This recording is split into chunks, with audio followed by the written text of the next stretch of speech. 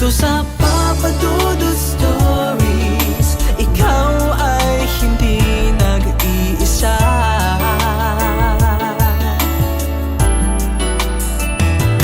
Dito sa Papa Dudut Stories, may nagmamahal sa'yo.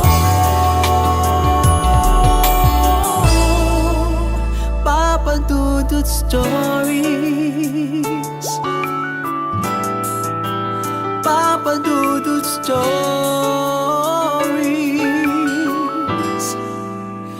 Papa Dudut Stories.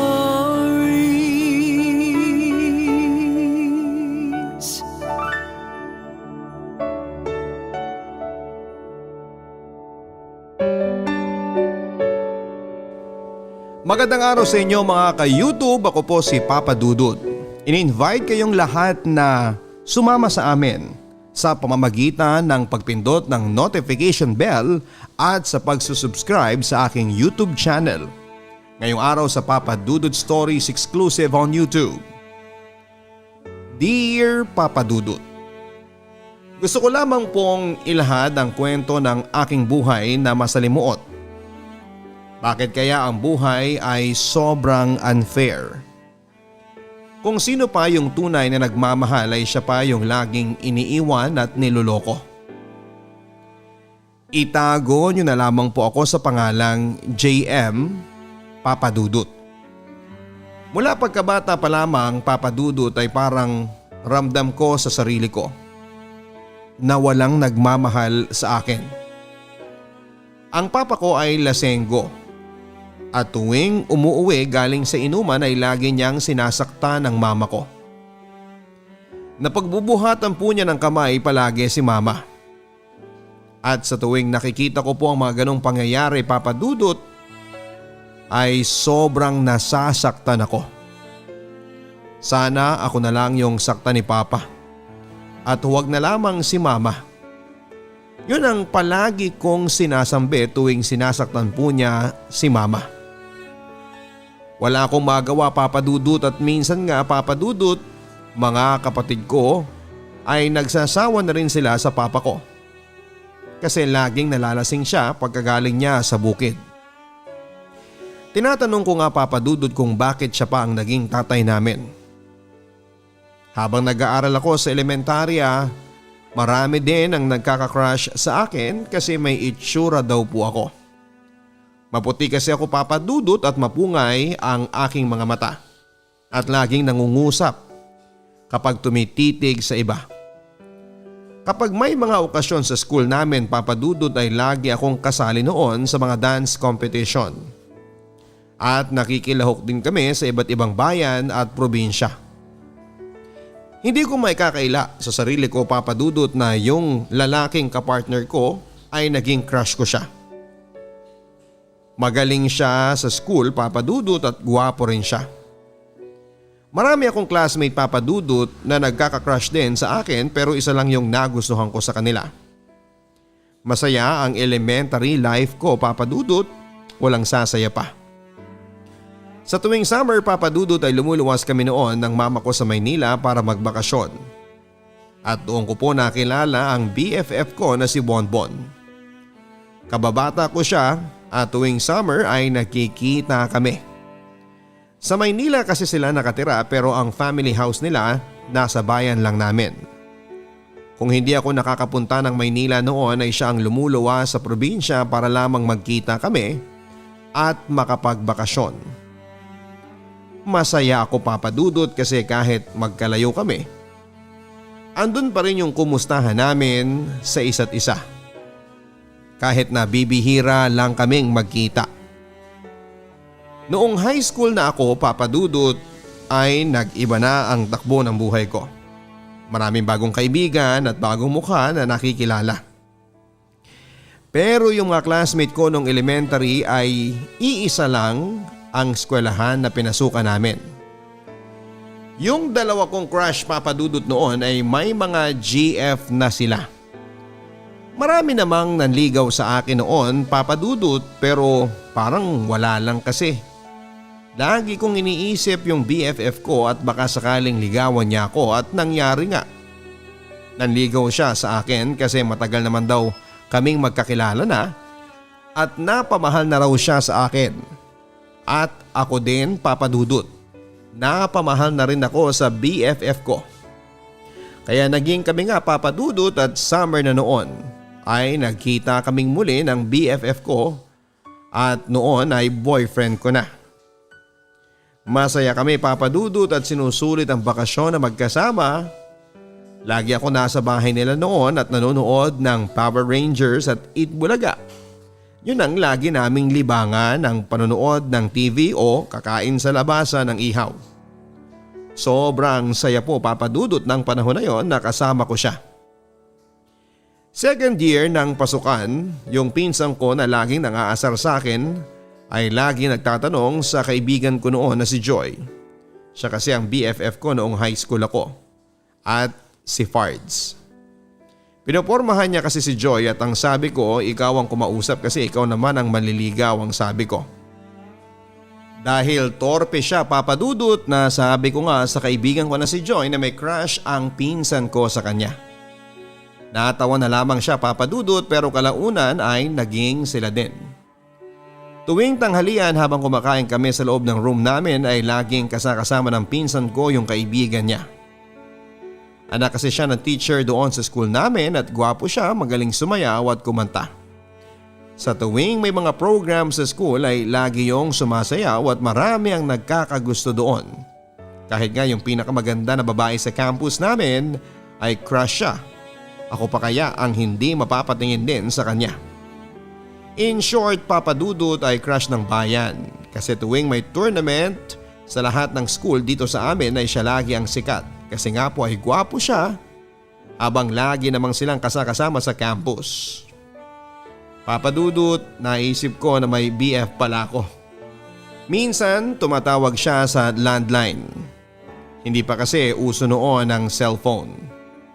Minsan nga ay bihira lang kami magkausap kasi mahal ang tawag noon.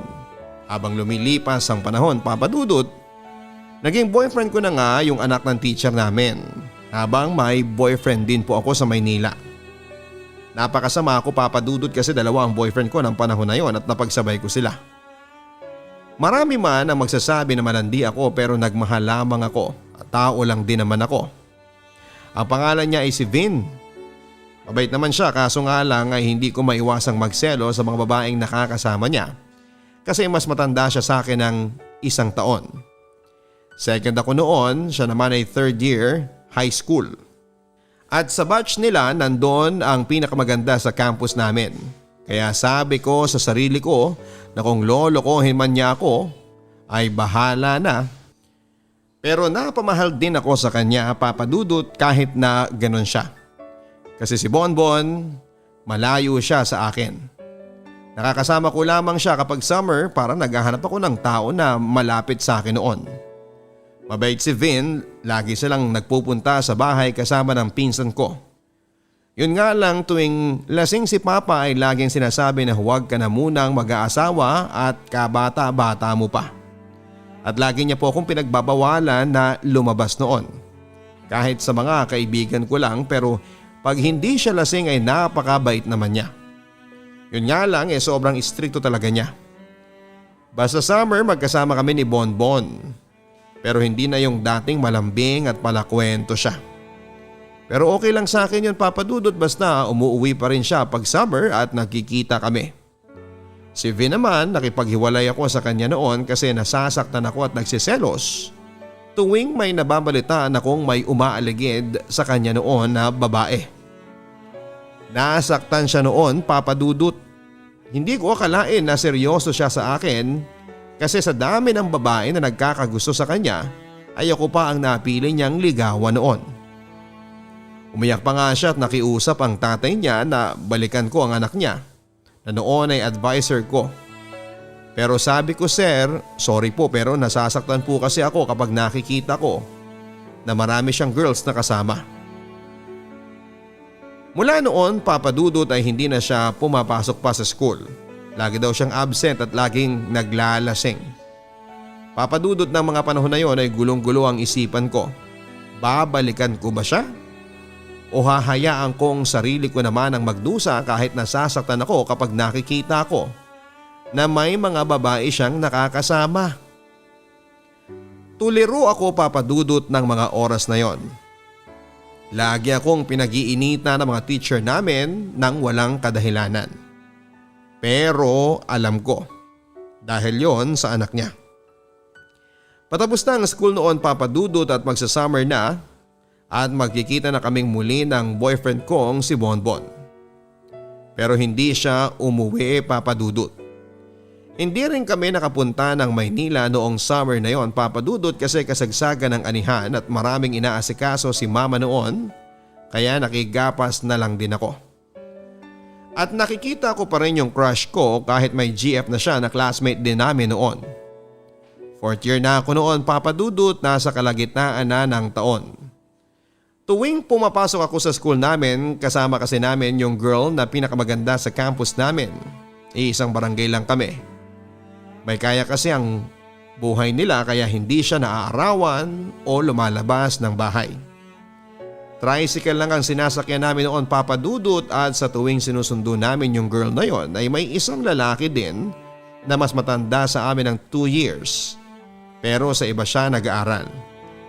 Lagi ko siyang nakikita tuwing pasukan kasi lagi siyang naglalakad papalabas sa kanila at sa likuran ng tricycle lagi akong nakaupo. Palagi niya akong tinitingnan tuwing napapadaan siya sa amin. Kakilala pala siya ng pinsan ko. Hindi ko siya gaanong kakilala kasi hindi ako gaanong nakakalabas ng bahay. Pero ang barkada pala niya ay yung isa kong classmate noong elementary. Si Ache at yung kuya niya. End of school year ng 4th year na ako. Lumapit sa akin si Vin kahit tapos na siya noon sa high school. Pumunta lamang siya doon dahil gusto lang daw niyang iabot ang regalo niya sa akin. Kasama pa nga niya noon ang mama at papa niya at may mga picture pa kami noon. Para tuloy na guilty ako papadudot. Kahit wala na kami ay hindi pa rin siya nagbabago sa akin. Napakabait pa rin niya. Sabi niya noon baka ito na yung huling araw na magkikita kami kasi baka aalis ka na rin dito. Baka mag-aaral ka na sa Maynila sa susunod na pasukan. Mag-ingat ka lang lagi ha. Yan ang binitawan niyang salita papadudot at hinalikan niya ako bago siya tuluyang umalis. Napakasakit papadudot na may nasaktan akong tao. Pasukan na noon papadudot ng college at sa Maynila nga ako nag-aral. Tumira ako sa kapatid ko doon at kapitbahay lang namin sina Bonbon sa Maynila. Hindi ko siya nakikita noon papadudot kasi hindi yon palalabas ng bahay. Taong bahay lang siya tulad ko. Nakita ko yung kapatid niya at ang sabi niya, andito ka pala ate. Andyan ba ang kuya mo? Oo ate, doon lang sa kwarto niya, laging nagkukulong. Alam ba niya na nandito ako sa Maynila na? Ang alam ko, oo ate, alam niya kaso hindi siya umiime kapag tinatanong namin siya. Gusto ko siyang puntahan sa kanila pero ayaw niyang lumabas, sabi ng kapatid niya. Alam ko naman papadudot na may kasalanan ako sa kanya at deserve ko yon. Kahit na hindi niya ako kausapin. May tindahan kasi ang kapatid ko noon at doon sila bumibili. Lagi ko siyang sinusubaybayan sa may pintuan nila pero hindi talaga siya lumalabas at nagkataon na may landline sa bahay. Isang hapon, Sabado walang pasok ay tumunog yung telepono at si ate ang nakasagot. Tanong ni ate, sino to? Pwede po ba si JM? Sigaw ni ate, JM ikaw ang hinahanap. Wala naman akong alam na tatawag doon kasi bago pa lamang ako. Nag-hello ako at sino ito? Sumagot siya na si Bonto. Nakalimutan mo na yata, sabi niya. Hindi naman, ikaw nga yung nakalimot kasi hindi ka lumalabas ng bahay, ang sabi ko. Nagtatampo kasi ako sa iyo, sabi niya. Nabalitaan ko na may boyfriend ka na raw doon sa inyo, sabi niya. Sino naman ang nagsabi sa iyo niyan? Ang sabi ko. Hindi na importante yon kung sinong nagsabi sa akin. Totoo ba? Ang sabi niya. Ang sagot ko lang ay sorry pero wala na kami. Minahal mo ba siya? Tanong niya. Hindi ako sumagot pero ramdam ko na umiiyak siya sa kabilang linya at sa kanya binaba ang telepono. Hindi ko alam ang gagawin ko noon, Papa Dudut. Bumili ako ng CP noon, Papa Dudut, yung 3210 na Nokia. Yun ang ginagamit ko na pang text kapag nalalate ako ng uwi sa bahay. At alam ko rin na may cellphone si Bon kaya sinubukan kong i-text yun. Pero hindi talaga siya sumasagot. Hinayaan ko lang siya, Papa Dudut, na gano'n ang setup ng relasyon namin. Nagpatuloy pa rin ang pag-aaral kahit nahirap. Kumukuha siya noon ng architecture sa UP. Isang hapon nagkasabay kami sa jeep pero umiiwas pa rin siya. Pero nung buwaba na kami, hindi ko akalain na siya yung unang bumaba ay inalalayan niya ako. At doon ako nagtanong sa kanya. Bakit mo ako iniiwasan, ang sabi ko. Nasaktan kasi ako noon nung tinanong kita kung minahal mo yung lalaki na yon at hindi ka sumagot kaagad. Sobrang sakit noon. Yan ang mga binitawan niyang salita habang naglalakad kami papauwi at sakto na may madadaanan kaming 7-Eleven noon. Inaya ko siya para bumili para makapag-usap pa sana kami ng matagal. Doon ko sinabi ang lahat at sobrang nasaktan siya at humingi ako ng tawad sa kanya. Hanggang sa naging okay kaming muli. Days passed by, Papa Dudut, ay may natanggap akong text. Bagong number yon at hindi ako nag-reply. Pagkatapos ilang saglit lang ay tumawag siya. Ang sabi sa kabilang linya, "Hello Ate JM. Si May to, pwede bang tumuloy dyan sa inyo kasi wala akong matutuluyan?" Okay, sabi ko. "Bakit, ano bang nangyari sa inyo?" ang sabi ko. "Mamaya ko na lang ikikwento sa iyo," sabi niya. Sige. Nang dumating sila ay may kasama siyang lalaki. Sabi niya ay si Kuya MJ nga pala, kapatid siya ng tita ko. Pakilala niya. Oo, nakita ko siya noon," sagot ko naman. Tapos yun, nagkumustahan at nagkwentuhan. Natanong ko kung anong ginagawa ni Kuya MJ noon at ang sabi niya, nagre-review siya para sa board exam. Hanggang sa sinamahan namin si May na pumunta sa kinakasama niya noon. At mula noon, Papa Dudut, ay nag-text din sa akin si MJ.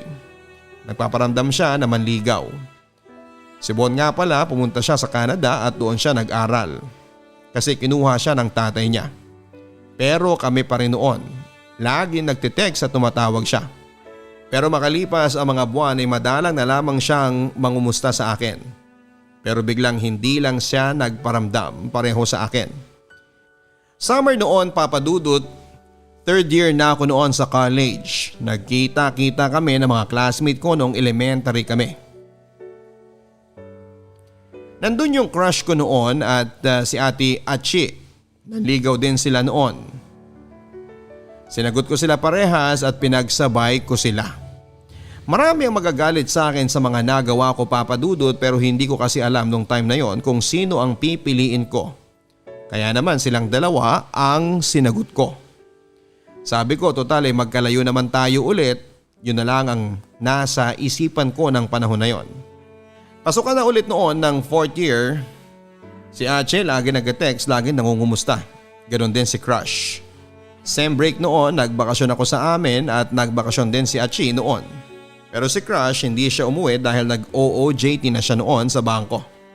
Accountant kasi ang kinuha niya noon. Si Achi naman ay seaman din at si Achi ay kakilala pala niya si MJ dahil barkada siya ng kuya niya. Nakita ko kasi sila noon na bumibili sa tindahan pero hindi nila ako nakita. Noong time na yon, Papa Dudut, hapon at ilang araw na lang ay babalik na ako sa Maynila. Pumunta si Achi sa bahay. Nagtatanong kasi si Mama kung nanliligaw daw ba siya sa akin. Pero hindi ko sinabi na boyfriend ko siya, Papa Dudut. Nalaman ko na kamag-anak pala namin siya. Mabait si Achi, Papa Dudut, at wala akong masasabi sa kabaitan niya. Noong sinabi ko sa kanya yon na hindi ko siya maaaring maging boyfriend kasi nga ay magkamag-anak pala kami, ay umiyak siya. Umiyak siya, Papa Dudut, lumuhod siya sa harapan ko para magmakaawa na huwag ko daw siyang hiwalayan. Pero yun ang tama, Papa Dudut. Mahirap at hindi po pwede. Ang huling salita na binitawan niya ay mahal na mahal kita. Papakawalan kita dahil mahal kita at sana'y mahanap mo ang lalaki na tunay na magmamahal sa iyo tulad ng ginawa ko sa iyo. Yan ang mga binitawan niyang salita, Papa Dudut, na humihikbi papalayo sa akin. Habang papalayo siya ay parang nadudurog ang puso ko. Nakasakit na naman ako ng damdamin ng ibang tao. At yun nga, Papa Dudut, umuwi siya at nalaman ko na nagtanong daw ang mga kaibigan at kapatid niya na bakit siya umiiyak. At yun nga, sinabi niya na nag-break na nga daw kami. At andun din pala si Kuya MJ ng oras na nagpakalasing daw si Hachi. Makalipas ng ilang araw, Papa Dudut, ay bumalik na ako ng Maynila at back to school na naman. Wala na talaga akong balita pa kay Bon, kahit yung crush ko. Makalipas ang ilang araw ay nag-text si Kuya MJ, parang gusto niyang manligaw at nagpaparamdam siya lagi. Pinuntahan niya ako sa school noon at lumabas kami at kumain. Doon siya nagtapat sa akin at sinagot ko naman siya. Mabait siya at maalaga siyang tao. Palaging nagtitext siya pag may time siya kasi nag-review daw siya noon. Masaya siyang kausap. Saglit lang ang relasyon namin noon kasi bigla din siyang hindi nagparamdam. Lumipas ang panahon at nakapag-asawa na ako at masaya naman ang pagsasama namin ng asawa ko. Nabalitaan ni Vin na kinasal na ako. Ganon din yung crush ko at pinuntahan pa nga niya ako sa bahay noon para kumustahin ako at ang biro nga niya, kung ako sana ang nakatuluyan mo, sana wala ka din sa atin, yun ang sabi niya. Isa na kasi siyang ganap na manager sa isang bangko sa Maynila at si Hachi naman ay may pamilya na rin. Dahil sa hirap ng buhay ay nagpa siya po akong mag-ibang bansa para matustusan ang pangangailangan ng pamilya ko, Papa Dudut. At kinuha ko rin ang asawa ko noon sa abroad pero makalipas ng ilang taon ay nagpa siyang umuwi ng Pilipinas ang asawa ko. Pumayag naman ako. Makalipas ang isang taon ay nalaman ko na may babae ang asawa ko. Para po akong pinagsakluban ng langit at lupa ng panahon na yon, Papa Dudut. Pero hindi ko pinaalam sa kanila na alam ko na may kinakasama na ang asawa ko sa Pilipinas. Ang ginawa ko, nagtrabaho ako ng nagtrabaho. Isang araw nagkita kami ng pinsan ko na nagaya sa akin na may kakatagpuin daw siya na classmate niya. Hindi ko alam na si MJ pala yon. Nabigla ako, Papa Dudut, hindi ako umiime kasi wala akong masabi. Nagkwentuhan sila at nakikinig lamang ako hanggang sa mag-uwian na kami. May nag-friend request sa akin si MJ. Tinanggap ko naman at doon ako nagsimulang magtanong, Papa Dudut, sa kanya kung bakit bigla siyang hindi nagparamdam sa akin noon. Ang sabi niya ay na-hold up daw siya kaya ayun, nawalan siya ng contact sa akin. At doon na nga, Papa Dudut, nagsimula muli ang relasyon namin kahit alam kong bawal at kasalanan sa Diyos ang nagawa namin. Wala, Papa Dudut, nanaig yung pagmamahal kesa yung sasabihin ng ibang tao. At hindi lang yan, Papa Dudut, bigla ring nagparamdam si Bon. Nabalitaan niya na hiwalay na kami ng asawa ko at hinihintay ko lang din yung annulment ko noon. Sabi niya ay willing daw siyang kunin ako sa Canada. Minsan napapatanong ako sa sarili ko kung kailan komplikado ang lahat ay doon naman nagpaparamdam sa akin ng mga taong matagal ko nang nakalimutan. At ngayon ay pareho na po kaming anal ni MJ. May pagpapatuloy na po namin yung pag-ibig na naudlot. At eto po, may bagong pamilya na kami ngayon. Hindi mo aakalain na pinagtagpo muli kami ng tadhana. Hanggang dito na lamang and God bless. JM. Ang buhay ay mahiwaga, laging may lungkot at saya. Sa Papa Dudut Stories, laging may karamay ka.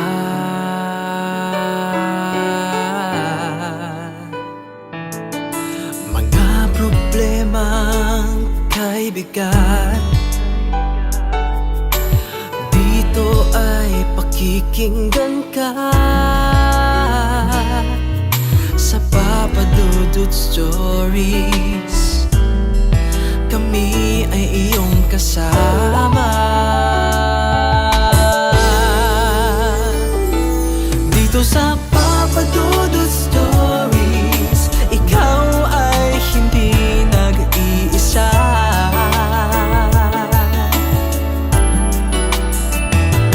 Dito sa Papa Dudut Stories, may nagmamahal sa'yo.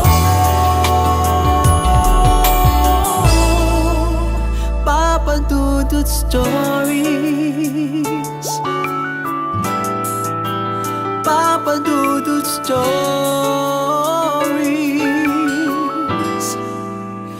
Papa Dudut Stories.